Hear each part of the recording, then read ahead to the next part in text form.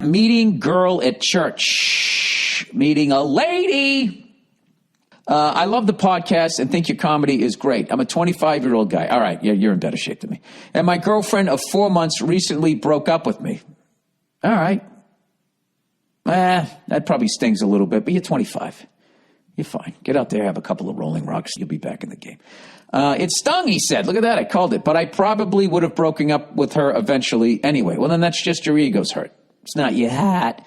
Because we're very different people, and she never wanted to do anything out of her comfort zone and didn't put as much effort in as I did.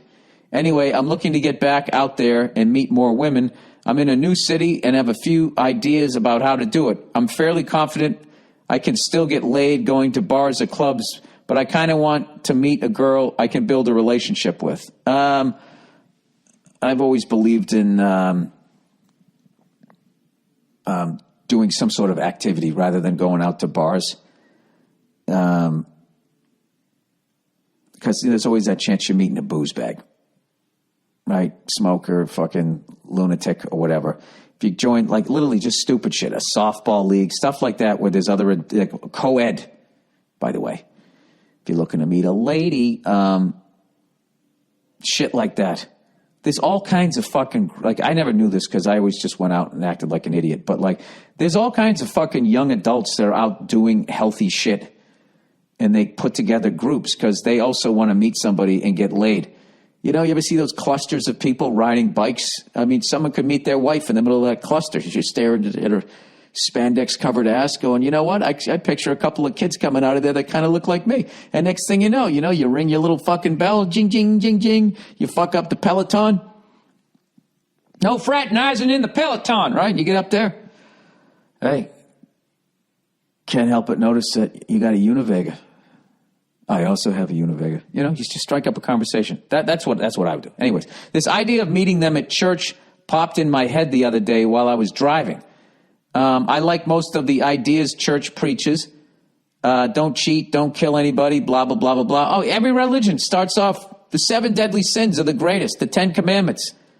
You can't, no, the biggest atheist in the world cannot argue with those. Well, I'm sure they could. Anyways, the problem is I'm an atheist, he says. Do you think it's a good idea to try to meet a girl at church if I don't believe in that shit? Well, you're kind of presenting yourself in a way if you show up there. It's kind of funny. Maybe if you're up front, just say, listen, I'm actually atheist, but like I like the way people that go to church carry themselves. Oh, that would piss her off on the first date, though, I would think. I don't know. You're kind of going in a little, that's a big surprise early on. You know, that's right up there with the third nipple. So, so I would have to say, I don't know that I would do that. Or I would go into there saying that you're an atheist. I wonder if you could actually join the group and just be like, yeah, I'm an atheist, but I'm trying to meet a nice woman that I can settle down with. Then she might want to take you on, like, you know, she can solve your spiritual dilemma. I don't know. The comedian in me wants you to do it. I don't want you to hurt anybody. Just come in there, you know, like a gunslinger. I don't believe in your Christ stuff, but I do believe in how you live your life. I won't snicker when you talk about curing lepers, and you don't give me any advice when I take out my pouch of tobacco. Anyways, or do you have any tips to meet a nice girl for a relationship? Buddy, I have been with my wife forever. I wouldn't even begin. The amount of technology that has changed. I met my wife before social media. When you actually had you had balls to fucking walk up, which I did. She rejected me like fucking 9 times. It was hilarious. Then finally I was like, you know what, fuck this chick. And then I went to a bar, I saw her, I was just like, ah, to hell with her. And what did she do? Came right up to me. Right up to me. Fucking ridiculous. You know? Women are like cats. You know, if you try to fucking pet them, they run away. But if you fucking ignore them, they're all over you. My ex was my first real girlfriend, and most of the girls I've been with have just been hookups or short flings. I got a late start in the game with women. Thanks, and go fuck yourself. Dude, let me tell you something. You got your whole fucking life ahead of you. All right? I would go to bars. I would play softball. I'd ride a bicycle. I'd go to church. I'd fucking do it all. Who gives a fuck? Who gives a fuck what some old 51-year-old bald redhead has to say to you? Go out there and have a good fucking time. All right? You're in a mature place if you want to try to meet someone to actually be in a relationship with. But, don't limit yourself. There might be a gem in one of those bars. Who knows? But, that's all I knew. I sort of was about sports when I was growing up, and that's how I used to meet women on the subway.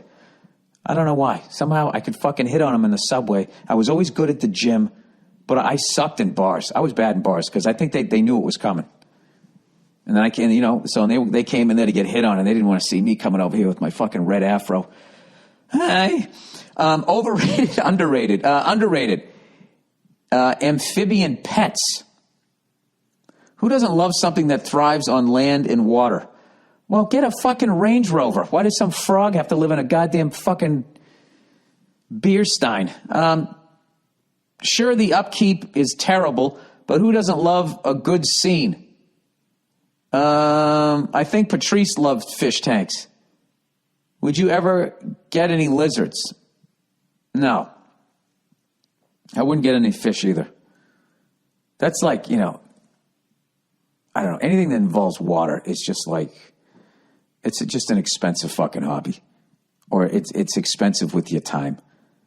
I mean, the amount of fucking time once you get that goddamn fish tank, and then you gotta clean it, you gotta get the shit out of there, and then is this fish compatible with that fish, and what's the fucking pH balance of the fucking water?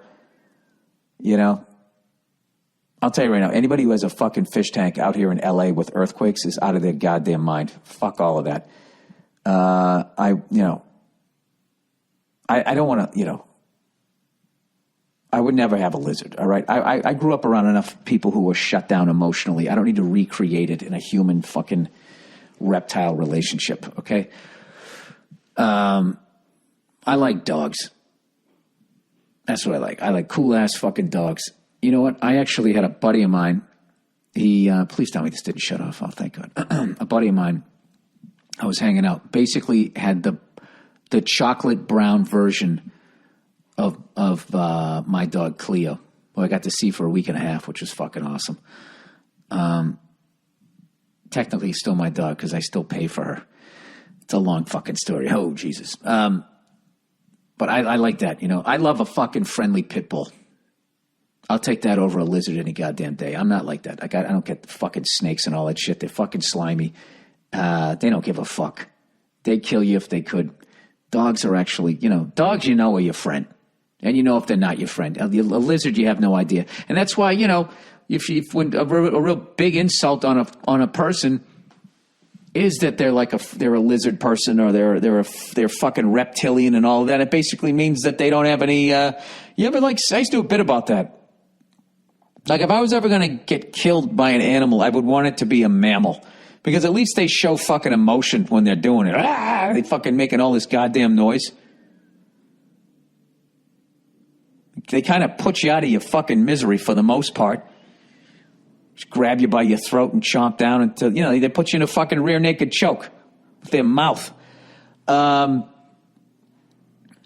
opposed to, I got to tell you, that fucking, I'm still trying to shake off the last time I went on the Rogan podcast and that shit that he shows about animals.